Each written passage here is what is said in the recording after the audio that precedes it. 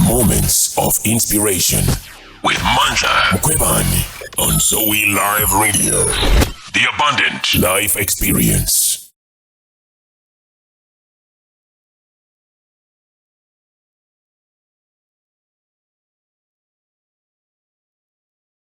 Welcome everyone and to Moments of Inspiration. Well, we are still talking all things 2022 and still talking about how to make 2022 better and how to make 2022 great. And moreover, we've said, over the last few weeks that it's not just about 2020. We are using 2020, but it's actually about life. It's actually about, how you can approach life and how you can make sure that your life is a success. Well, I am not alone today, and we have a very interesting topic. But before I go to the topic, welcome Sis Nomase Loko. Thank you, Pastor Mandla. Greetings to all our listeners out there of Moments of Inspiration. Thank you so much for joining us. I know that you are very busy. You are pretty much on demand, and I think people will know why I say that. Because of the kind of service that you offer. But before I introduce you, do you believe in New Year's resolutions? We are 2 months now into the year. We're in our third month now. Have you made any New Year's resolutions? How are they going, if you have made any? Yeah, New Year's resolutions.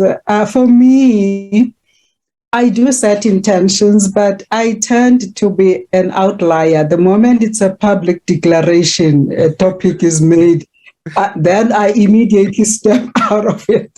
Yeah. But if it is intended to be an intention that is directing your life, so mine are usually done in October, November.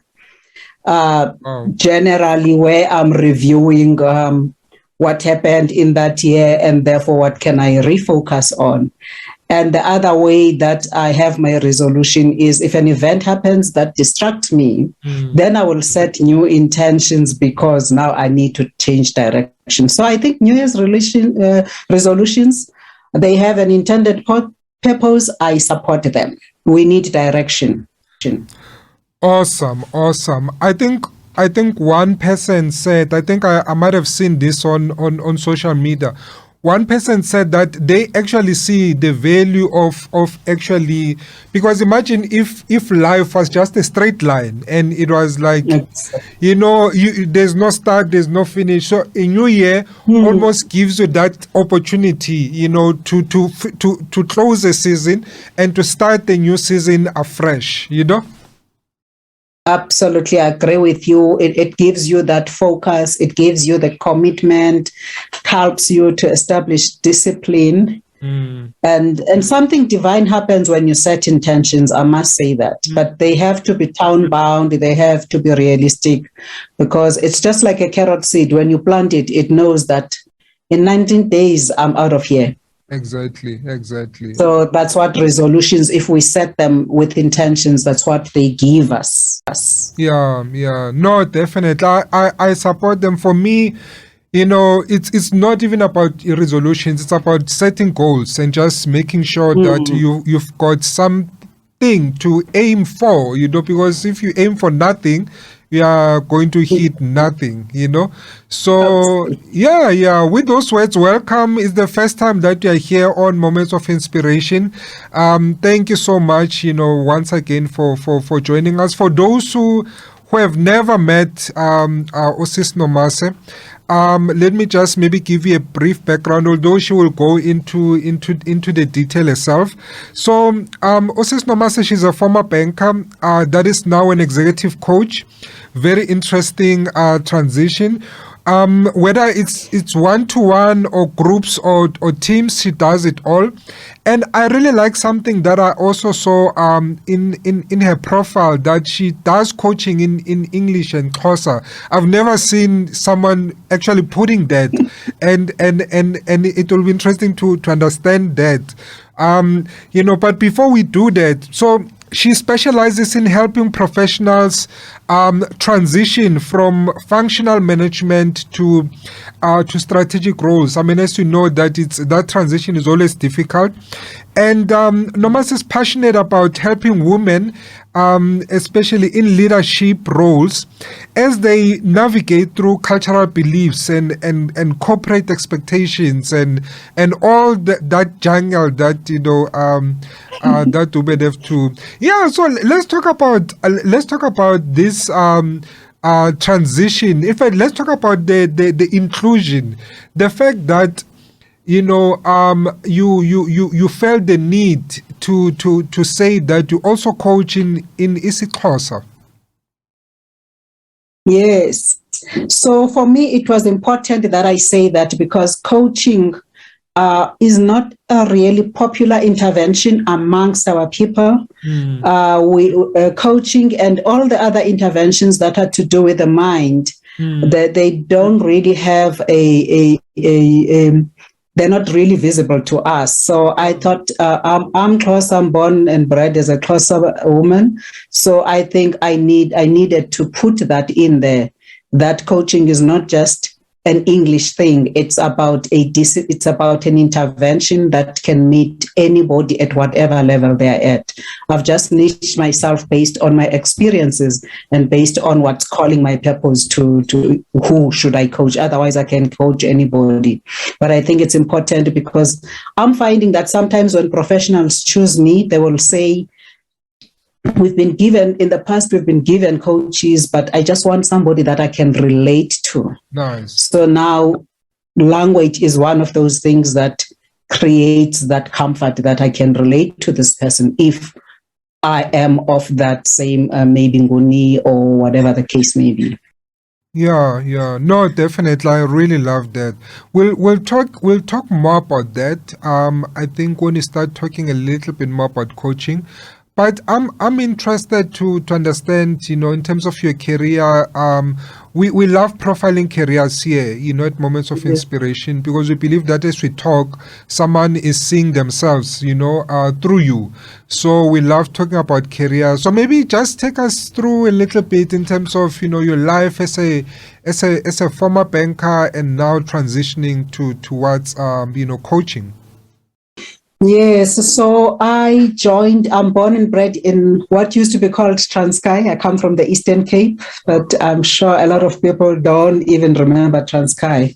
And I was in... Well, I do. So I've got a little bit of a foreigner in me. I lived on passports for a long time until I got a green-coded ID in 1993. Yeah. But then I joined banking at an age of 19, I think because I was inspired by my uncle. My uncle was one of those first bankers at the time. And in my family, if you're not a banker, you missed your inheritance. It's more like a heritage for us. So I fitted in there because I spent over 30 years in that space. I don't think there is a department that I haven't gone through within the banking space. I loved it. I love processes, to introduce me to processes. I love implementing policies. And I specialized myself in terms of now training myself professionally in the international trade and finance, treasury management. That's more like your foreign exchange part of banking, how we pay for our exports, how do we comply to the Reserve Bank, those kind of things. And the last 10 years of my banking, I retrained myself in the risk and compliance spaces. And that is more the bank management of things, away from retail, from products. This is where you make sure that things, risks are managed and policies are implemented. And I've moved around banks, got exposure to also multinational banks. If I think of the last bank that I worked with, it was bought by another bank, and then again it became a red bank, and then it was a blue bank.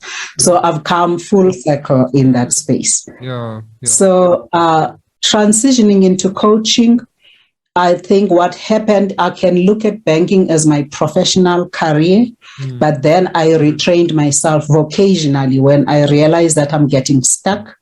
I'm becoming stagnant. I mean, processes are processes, they become redundant in your mind, no longer inspiring. And then I realized that I've got the gift of encouragement. So I looked for a platform where I can practice this gift. I considered counseling. Yeah. Then I realized I really don't like problems. As a PK, this is what I didn't tell you, Pastor Mandla. I'm born and bred by believers, so I could be a third generational teacher, preacher. But I decided that I will process my gift of encouragement instead of getting into ministry.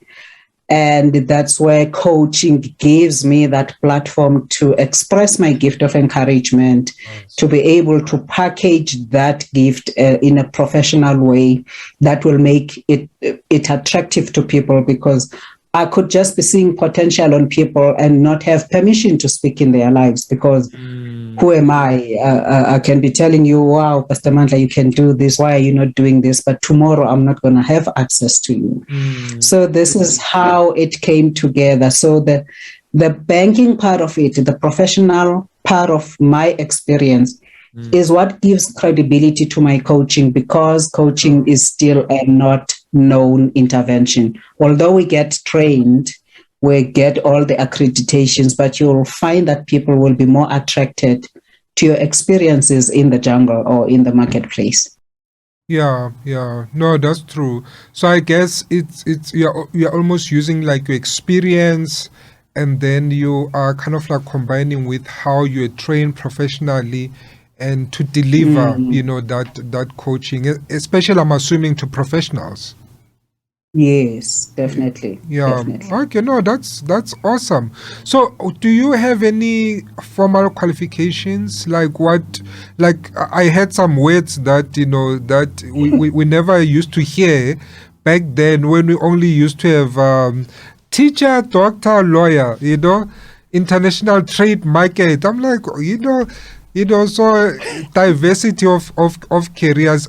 Like specifically, is there anything that you studied to be able to do that?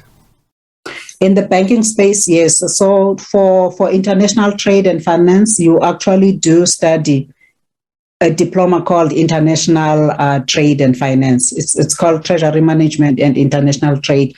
I did mine with the Institute of Bankers of South Africa. Oh, okay. And that's what gave me that. And then you become an associate member of the bankers of the Association of Bankers.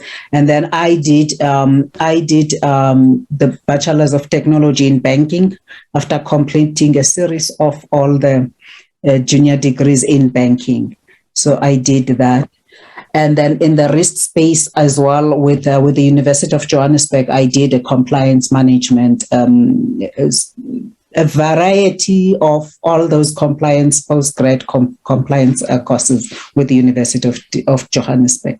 So in the coaching space, I've been trained by an organization called the New Insights Life Coach Training. It's there in Cape Town.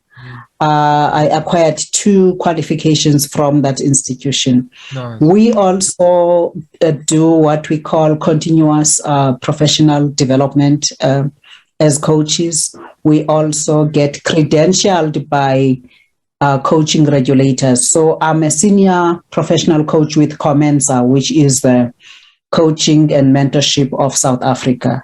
That's our regulator here in South Africa.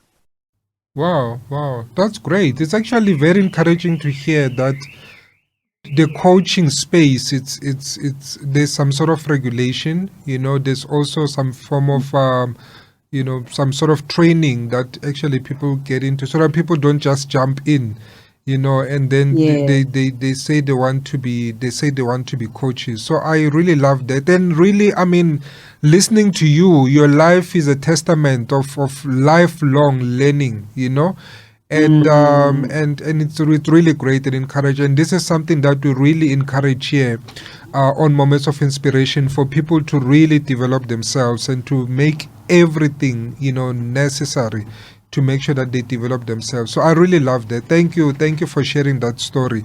So let's bring it down. I'm black. You you are also black, and I'm sure we know a lot of Are you sure? black people. Why are our kind afraid of coaching, especially? And I'm gonna be bold enough to take it there. Why are we afraid of coaching? You tell me, Pastor Mandla, have you ever been coached? I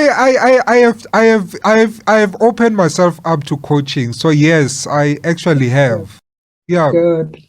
I really cannot pinpoint it to anything, but when something, you are not exposed to something, you kind of, first it's out of ignorance. You don't know that it exists. But I'm finding that because we became exposed first to counseling, although we also not open to it. We have given a spookiness around counseling. We tend to, at anything to do with psychology. And I'm going to be bold as well, because I know in this platform there's a lot of believers. Yeah. That negative propaganda comes mostly from the faith circles. Yeah. Yeah. For the most part, no matter how educated they are, no matter how much they know these disciplines exist, there's something that makes us not want to be open, because you have to be open to it. I don't know if we think that it's to do with mind control, but Got it. be that as it may be, and also people, maybe they don't realize the safetiness of that space. I can't tell a stranger my problems. Yeah. But you don't tell your brothers your problems. So who are you going to tell? So I think that the reputation was created out of ignorance and it got stuck. And unfortunately, I think it is, if it is a devil's strategy, because as Christians we like to blame the devil for everything, I think it's working. Yeah. Because the war now that we are facing are the wars of the mind and the emotions. No, I 100% agree. I mean, and we don't even need to mention that we see it a lot. It's all over social media. It's all over the news. It's all over. We can't ignore it. And I think it's time that we start thinking differently, around it. And but I really like it, and I'm really happy because there's a few coaches that I know, that acquaintances or people that I just know on social media. And the credibility, I think, people like yourself, Sis Nomaso, offer that space and the profession. It's actually going to be key.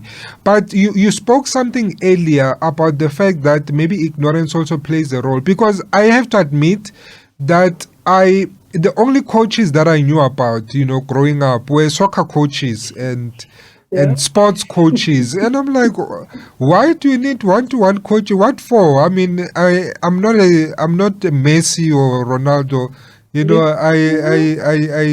This, I'm just going to school and I'm just going to earn a living, somewhere. So why would individuals need coaching? What is coaching? I like that soccer coaching analogy, because if you think of that structure, Pastor Mandla, a soccer player knows how to play soccer. True. They know all the disciplines, but there must be a coach that's there to create strategies, the how of playing, the how of winning, the how of the mental attitude, even in that space. And I think this is where coaching comes in as well. It says that Pastor Mandla has been trained as a professional, all the degrees that they have, they know what they need to do. Yes. But we get stuck in the how. We need to translate that knowledge that we've earned from the formal education, from the business school, from life experience itself. We need to translate it into, where am I going now? Yes. So coaching has got many descriptions intellectually defined by the institution, depending which institution you come from. Yeah. But I like to simplify it by saying people know what they want to do. Yes. So we help people help themselves. Why would you need coaching when you know what to do? Because you're getting stuck. Because you keep starting things and stopping them. Yes, yes. Why would you need coaching? Because you don't have the right mindset about what you need to do. You don't believe in yourself. Yes, yes. Why would you need coaching? Because you're overwhelmed. You've got a list here and another list of the other lists, and the lists are just here, and you don't know where to start. So coaching becomes that bridge. It can be done at many levels. You can be doing it just because you want a thinking partner. You don't even know how to set a goal at this stage because you are so overwhelmed. Therefore, you need a thinking partner that is safe, that is going to take you through that process of unpacking what is your reality so that you can create focus. That's what a coach will do for you. Wow, that's interesting. I mean, if I listen to what you are saying, who wouldn't need this? And the world that we are living in now, it's so complex. It's so complex. That navigating it all by yourself, it becomes a little bit of a challenge. So I really like that thinking partner, definition that you gave it, that it's actually about someone that is going to walk alongside you. And I also like the fact that, you were saying earlier that if you're a soccer player, you can be talented, but someone still needs to come and try to harness so that you can maximize, what you can offer. So, yeah. I like that where you say you can maximize, because a lot of people, I think, maybe especially overachievers, they think you're going to be told there's something wrong with you all the time. But what about maximizing the strengths that you are not seeing? What about somebody that's just there to identify, actually, you say you can't do this, but look, you've done this throughout your life. Exactly. And then all of a sudden you realize, oh, I do have the strength, but I was just tunnel visioned to other things, and I ignored that I'm actually great at other things, and the same capacity that I use in that space, I can apply it in the other space. So we give that holistic view of where you are going. So true. And I guess it's also about blind spots, as we're saying now, that there are things that people might see about you that you might not see, either positive or negative. If it's positive, obviously you can enhance them and bring them out to shine. If it's negative, you can perhaps maybe work on them if they are a big hindrance in your progression. Correct. And those ones that are negative, if there are behaviors that you need to adopt, so a coach that's trained, they'll be able to identify which tools in coaching, which techniques will help you navigate that space. Because as we are saying, there's a lot that's happening in the mind that you're not even aware of, because we just do things by default. So now a coach is also able to provide you with the tools to navigate that issue that you need to confront and overcome. Amazing. Okay, so let's bring it now to town. You spoke earlier about also counseling. I think there's always a confusion between what is coaching, what is mentoring, what is counseling. Do you have a view in terms of what is the differences between the three?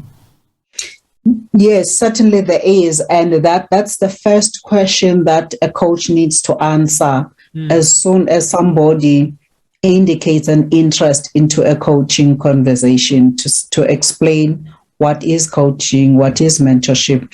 So if we look at mentorship first, in that relationship, Pastor Mandla, there is an experienced person who is the mentor, who is experienced in the skills that this prodigy is looking for. So there's an experienced person in a certain field, in other words, a brand marketing manager would mentor somebody who is interested in those skills. Because they've done it, and because I see how you excel in them, then I would say I would engage in a mentorship relationship. So in that relationship, it's the impartation of experiential learning. Yes. The things that your prodigy is still trying to translate from varsity into being a marketer or a brand manager, you've already gone through them, Pastor Mandla. Yeah. And they get access to that, and they also get access to your networks if that's what they need. Where else can they go for this kind of information? How to navigate? And these relationships can be formal or can be very informal. They can even be remote in terms of, if I like what you do, I like who you are, the books that you write, I could just be inspired by all of those things and subscribe to your disciplines without ever meeting you. Yeah. Because I'm following you and you have something that I need that you've already experienced. That would be a mentorship relationship. If it becomes formalized, you are nobody's mentor unless they've asked you, because somebody must subject themselves to your mentorship. They must be committed. I think a lot of younger people, I can say this, they think what they aspire to what you have done. You can just pour it to them. They come to you, no plan at all to mentor them, but they have not defined exactly what they want. They just want what you have. Yeah. So I don't know if you can lay hands on them for that. And without going through because you have to go through the process. If you want the stars, you have to also, have the scars. Yeah, that's what mentorship is about. And then in terms of counseling and coaching, there are different interventions based on the level on where you are at in life and what issues you are going through. So counseling tends to look at dealing with traumatic events of the past, especially if they are still affecting your current life. In other words, you cannot move beyond what you had gone through or what you are still going through. So there are different kinds of intervention even in that space. There are different kind of intervention. You can be requiring services of a therapist or a counselor or a psychologist or psychiatry help. That is now where your mind is really depressed. You need to be elevated through the chemical balances of your brain. So that would be now counseling. Counseling tend to deal with those issues of the past, whether it is traumatic events that have happened, whether a person is right now going through issues. And granted, what we're going through right now, there's a lot of therapeutic intervention that we all need. It doesn't have to be a long-term one. Sometimes I still connect with my psychologist once a year, regardless of what's going on in my life. I have my own coach and I have my own coach supervisor. I think we need to normalize that this oppression of the mind needs to be distressed in any intervention that you are comfortable with.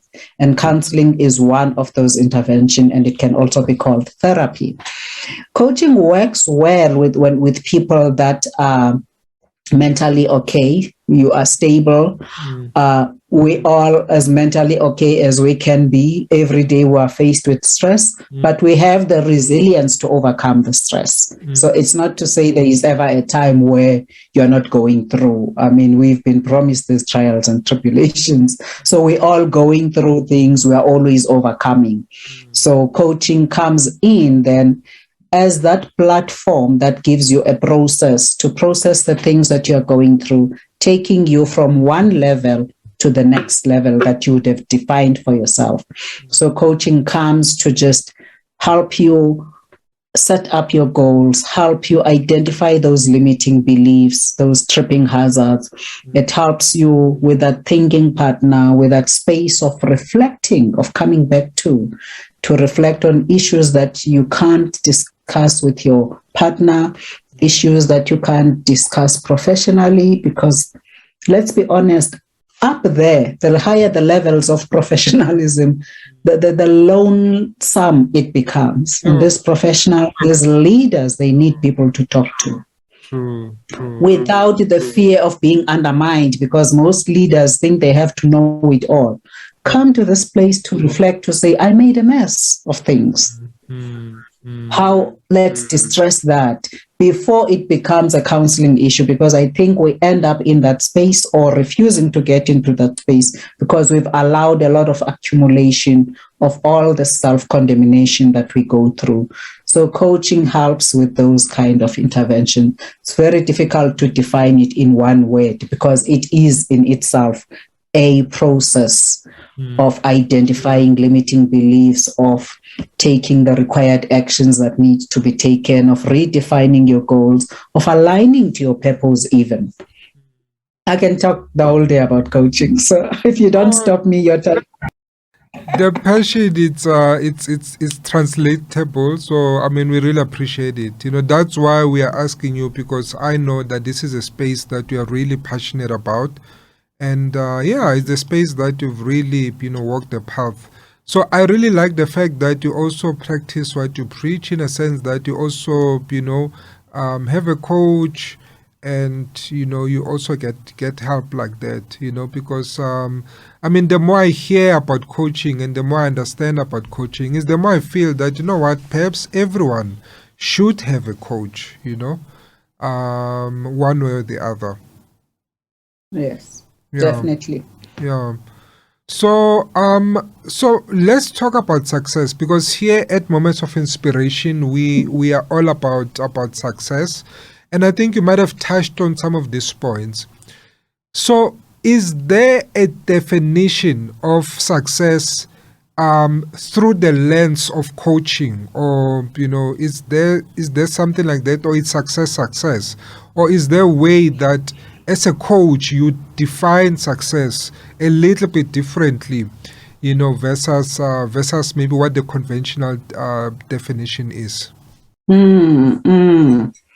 Yeah, success is a very personal thing, Pastor Mandla. It is so elusive. I don't even know if as individuals we can define success for ourselves. But what we see in the coaching space is that it looks like we have defined success by performance. Yes. By doing things, by achieving things. And the calamities of the world came and took away everything. True. From most people at different levels, things have been taken away, relationships have been taken away, jobs have been taken away, titles, cars, everything, it seems like. And if that's all you can define your success about, who are you? So for me, just because of those watching behavioral changes in people and what's going on, I think I would like to define success, and everybody can define it for themselves, by being in alignment, whatever you are doing. If you can find purpose in what you are doing and align it to who you are. In other words, can you allow your success to be defined by yourself? Yes. Beyond what will other people say, beyond what should be happening. Can it be aligned to your purpose? And without going into too deep purpose description, but just in terms of with what you have, with the family that you have, can you find purpose? Why are you in this family? Because then you will know that in relationship you are succeeding, because then you will be intentional about being the greatest father, or whatever you define your family status to be. Why are you doing the things that you do? If you are able to give your own meaning to that, you should come closer to who you are and merge the who you are on the inside with the things that you do, and that should give you peace. And for me, success is defined by contentment and peace. Being at peace in the midst of this world that is chaotic, but being able to find peace because I've defined my own success based on who I am. Mm, mm, mm. Love it, love it. I mean, this is the most, I think thorough, definition of success. It's very good. I mean, listening to you, it almost seems like success. It's the ability to sleep at night and to just sleep and be and rest and not have to think about this or that. It's really about what grounds you, what makes you content, what gives you that peace of mind. I like your definition. It's about sleep at night. Really, let's bring it there, because we're not sleeping at night, Pastor Mandla, because the war is up here. It's internal as much as we want to be defined by the things. But what makes you not sleep is what you are thinking about. What are you thinking about all the time? That is so true. So being able to sleep is really a luxury in 2022. And just be okay with who you are. Be okay in your scheme. Be okay to downgrade if you have to downgrade. We really have to remove this romance around success, around away from Insta life, and say, can people breathe? I mean, COVID-19 showed us that even breathing, it's a huge achievement. Exactly. No, I mean, if there's one thing the pandemic did was really to slow us down and to really reflect on what is important, so no, that's amazing. So one thing that really concerns me about success, however people define it, because like you say, I'm a very big proponent of the fact that success is really personal. It's a personal thing. It's what you want. It's what makes you happy. It's what brings you peace. It's what ensures that you fulfill your purpose. So, however, in people obviously wanting to achieve success, and depending on how they define it, there are a lot of people who year after year, they are not able to get there. They are it's keep repeating the same mistakes, keep repeating the same things, going through circles year after year. Things are not improving, things are not changing. And essentially, if I listen to your definition before, you move from being a coaching candidate to literally being a counseling candidate. Because now, you are at a point where now you are just messed up, in one or the other. So what is stopping people from really achieving their goals? I mean, I'm sure you've spoken to a lot of people. Maybe you might give us some insights in terms of what are those buckets or those big areas that are stopping people? Yes, that's a very important question, because people have goals every time. People have resolutions. People are setting intentions. People are setting objectives, all the nice words. But the goal that you are setting, Pastor Mandla, if we look at why are you not achieving your goal? When you were setting that goal, was it yours? Or it's your grandmother's goal? Wow. Is it attractive to you? People must set goals that are inspiring towards themselves. Why? Again, it goes to purpose. Why did I set this intention during this time, during this period? It must realistically link to other areas of your life. What will I get? What will I have by setting this goal? Because setting a goal is just a grand thing to do, but you need a discipline. That's the second thing. Each goal has its own discipline. Yes. So now you need to know that you are accountable for this goal. You are responsible for this goal. If it is not attractive to you, when the issues of life come, you are not going to be able to do what is required, because a goal might drive you to get another skill. A goal might drive you to find new networks and abandon certain networks. A goal might demand that you change your attitude. This goal doesn't want a nasty attitude. Why would you succeed in this thing if you're going to kill a lot of people in the process? So sometimes we find ourselves not achieving this success because we are not willing to take responsibility for this goal, to do everything that is required. But the bigger enemy of us not achieving these goals, we set goals that we don't believe ourselves that we're going to get.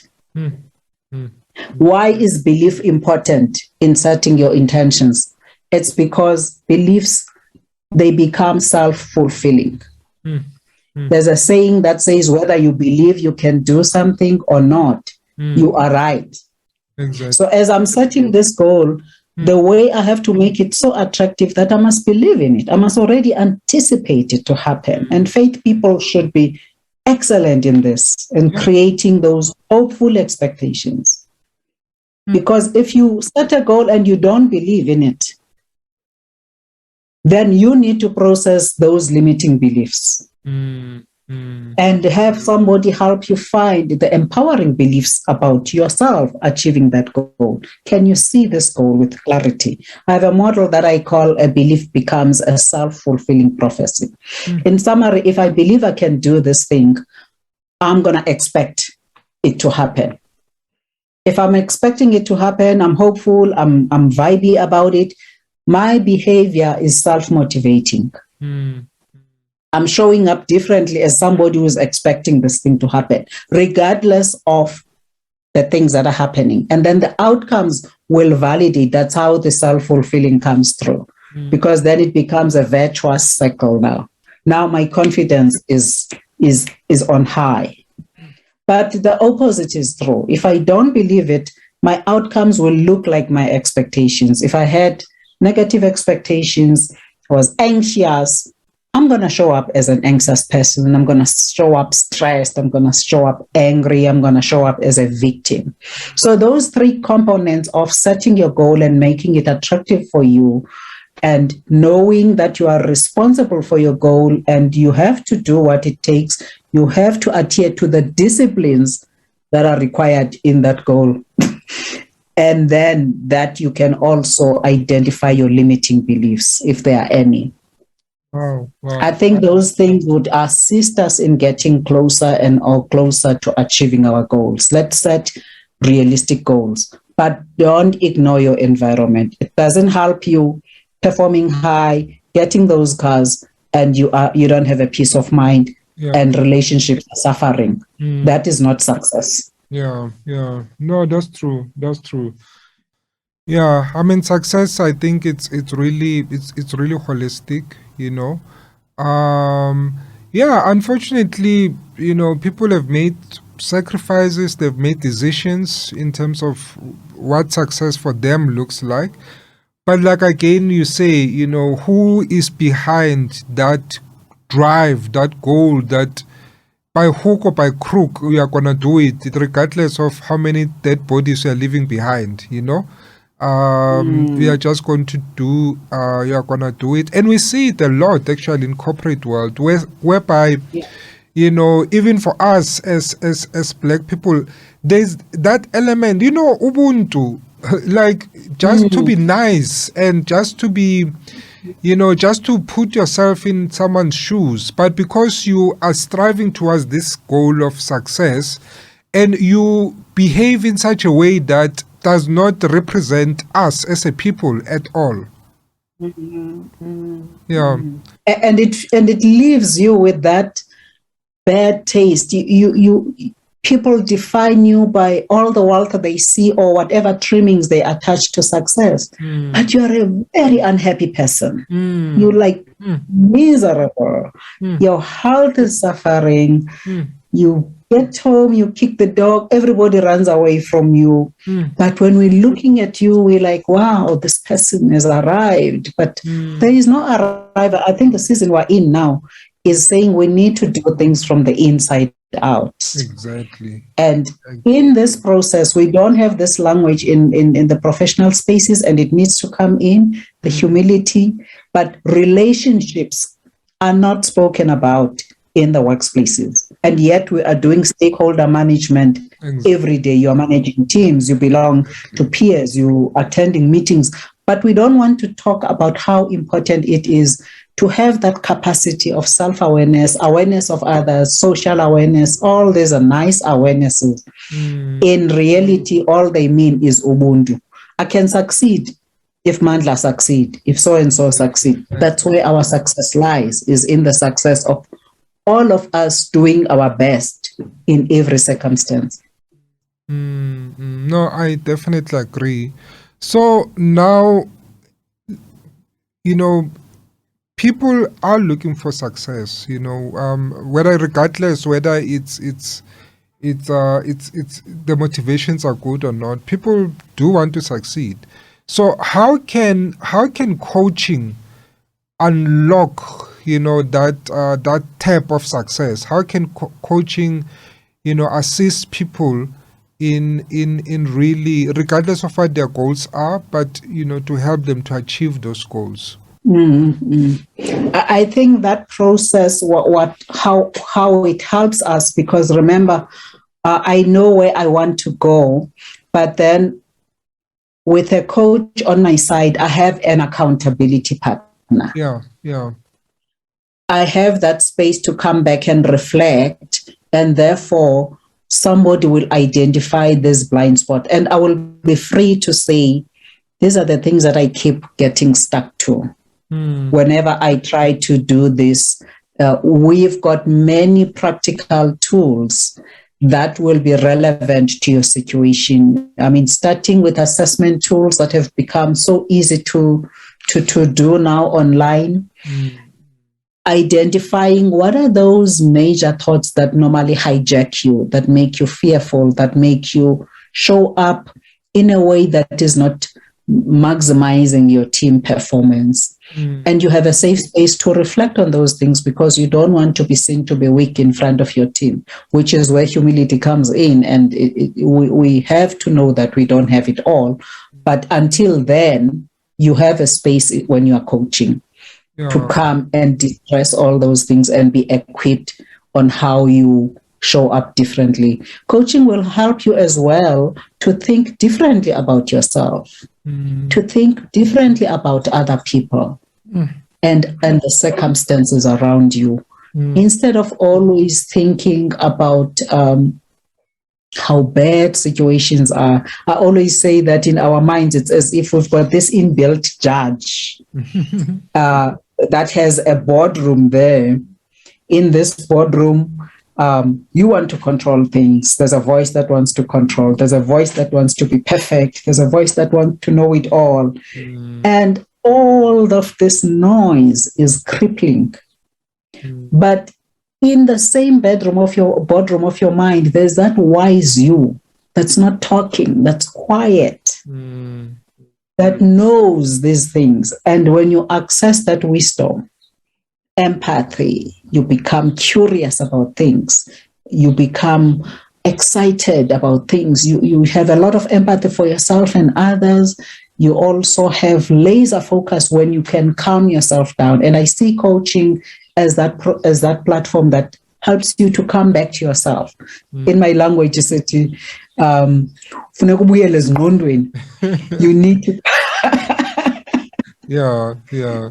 In English, we say come back to your senses, and literally coming back to your senses is come away from upstairs, come and live, hear, see things, smell things, experience things. Your energy, whatever you have here, you're gonna be bringing into your environment. So in a coaching space, you are able to come back to your senses because somebody is taking you through the things that you have happened. So there's a lot I can say about the benefits of coaching. That will take 2 sessions of your moments of inspiration. Yeah, maybe we need to do it at some point, because I think it's gonna be helpful. So maybe at some point we need to schedule it again, and then and just talk, and and maybe even bring some practical examples Yeah. that people maybe they can find themselves in those examples as well. That's true. That's Yeah, true. no, I really like it. I think there's a lot of benefit, and I'm assuming based on what you are saying that coaching is not a one-hit wonder. I know, for example, that you do offer, you know, the first session where you are finding each other with we can call them clients. So I'm assuming it's a long term thing. It's not something that you just do in a month because you are trying to fight for your promotion. You want to fix yourself quickly, then so that you can go and apply. Yes. Earlier you asked what are some of the things that make coaching maybe not be visible, or people don't naturally just navigate to it. It's because of that perception that they think they can come and be fixed on one session. The moment you explain that it requires time, because you come to a coaching program, I recommend minimum 10 sessions. Because remember, the first 2 sessions, we are still unpacking your reality. Yeah. We are still looking at what's going on so that we can get to that point where we can take 2 or 3 things, because we can't coach you on everything. Yeah. 2 or 3 things that if we can focus on them in 6 months, you will be able to see results. Because remember, your goal could be a 5-year thing, could be a 3-year thing. In between, there are many milestones that needs to be overcome. In between, there are things that can be done monthly. As you do one action, then you realize it provokes another issue that needs to be dealt with. So it's a process. It's not a once-off thing. It's similar to counseling. It's a process that must happen. The first 2 sessions, they can happen twice a month. Thereafter, once we kind of find our vibe, every 3 weeks. You don't want it to be too close or to be too far apart, because people start dreaming other goals instead of committing to the disciplines that we spoke about. Because typically in a coaching session, you're coming with your emerging issues, you're coming with the actions that you took, that you didn't take, what stopped you from not taking them. That will be a conversation. What tool were you able to apply? What can you reflect on? Therefore, it's a series of sessions, and you will know when you have had enough if it's before the 10 sessions. But you will also know if you need more, because some of the things become very deep if there's a lot of embedded belief because remember, sometimes we are trained by our mentors, by the leadership that we are promoted under. We take their attitudes, and then we struggle to find ourselves. So yes, coaching is a process. And that is why it's important as well, because it's relational, that the first session is for what we call a chemistry session. Yes. Am I going to be able to be comfortable? That's where people will say, I wanted somebody I can relate to. People want different things from coaches. So that's why it's important that you understand what is coaching. And then you also meet somebody that will first be comfortable to explain to you. So I do offer that 30 minutes, I call it exploratory session, no obligations, because you need to know what you're getting into. You need to know if your issue requires counseling, coaching, mentorship, or just advisory. Like you were saying, I'm preparing for a meeting. A coach can provide you that. Yeah. And then you can decide thereafter to say, now that I've done this, it means, what was that fear? Yeah. And how do I process it going forward now? Then it becomes a coaching conversation. And then it becomes a coaching process. Okay. Wow. Interesting.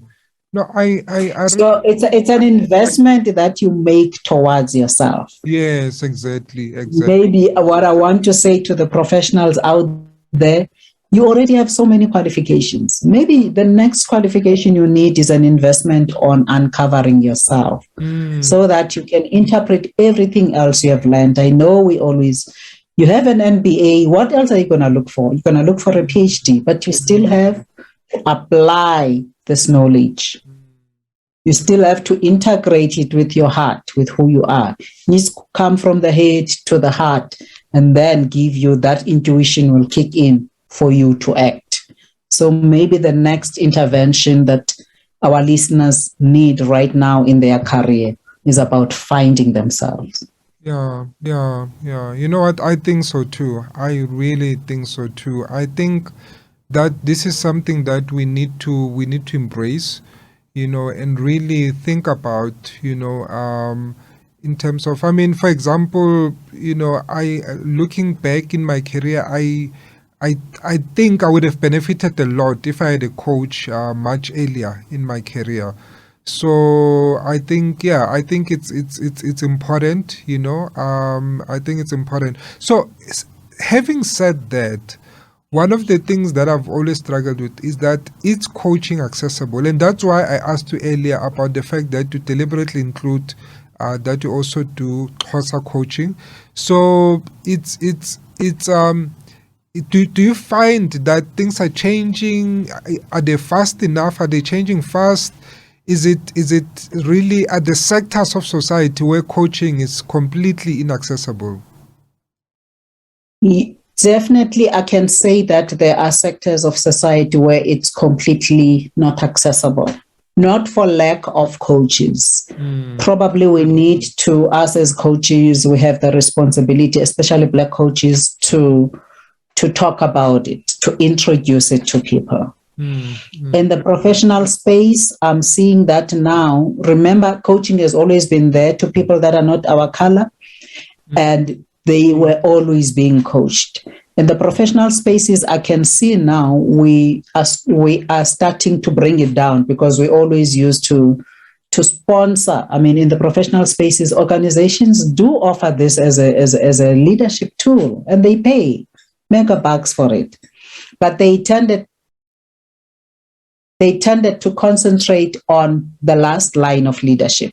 So I can see it now coming through to level 2.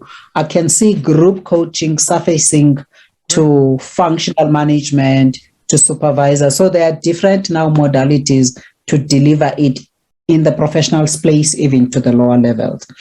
But individuals themselves, there are many coaches who are prepared to coach people out of their own pockets at a fee that they can afford. There are many coaches that are training, that are looking for people so that they can do their hours, because coaching now is also gone into the professional, into the formalized learning institutions like your vets, like your Stellenbosch. So there's a lot of coaches out there that may not be, that have niched themselves differently. I've niched myself executive coach. Some have niched themselves relationship coach. Different tool, same tools, but you decide which audience you want to niche. I'm encouraged to see teen coaches coaching children from 13 years old. Wow. And if it can start there, Pastor Mandla, it will be such a brilliant tool. So there are coaches out there, but I think the voice needs to introduce this intervention. I see it now even a lot on Facebook. Again, because of the regulations, who is a coach, who's not a coach, maybe that's what becomes a tricky part. Exactly. But I think for the most part, people that have a word of encouragement, they present themselves in different ways. There are people that are in youth ministry that have a voice of encouragement, may not have qualified themselves as coaches, but like I was, I knew I can encourage people, but I needed something to package that. So those voices, they also count in the life of personal development. True. No, and I think platforms like Moments of Inspiration can really help to amplify,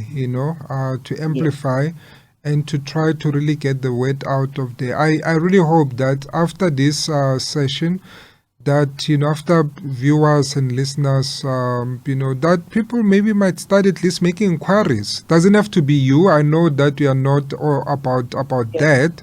But if people feel that they want to connect with you, I think they should. So with that, maybe just let us know how we can get hold of you. Where do you practice? Do you do online, consultations? How does it work? Yes, so the gift of COVID-19 is that now my office is right where you are seated.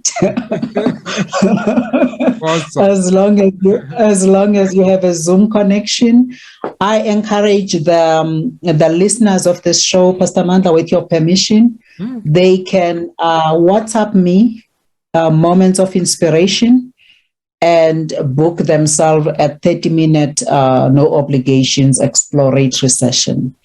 Awesome. If they want, they will also receive a free online assessment that speaks to what is happening in their boardroom. What are their saboteurs? What are those thoughts that they need to be aware of? So I'm on a WhatsApp, 082-737-9244. And my email address is nomaseloko@change.co.za. If you put there moments of inspiration, I will send you my Calendly link so that you can book your time. Love it. This is what Moments of Inspiration is about. Let's connect, let's help the nation, and let's all become, it's not because we have it all together. We are journeying together. We are going towards the top. And I think that's where, we all belong. Everyone deserves to be happy. Everyone deserves to be successful and to really come and fulfill what God has placed on the inside of them when they were born. Absolutely. And we are all each other's coach, by the way. Exactly. I need your wisdom. You need my wisdom. And I think the concept of Ubuntu, I think mentorship, African people, we are the boss of mentorship. Exactly. Because we were not always exposed to formal training of any sort, but we always have access to wisdom from uncles, brothers, aunts all around us in our communities. So let's continue with that.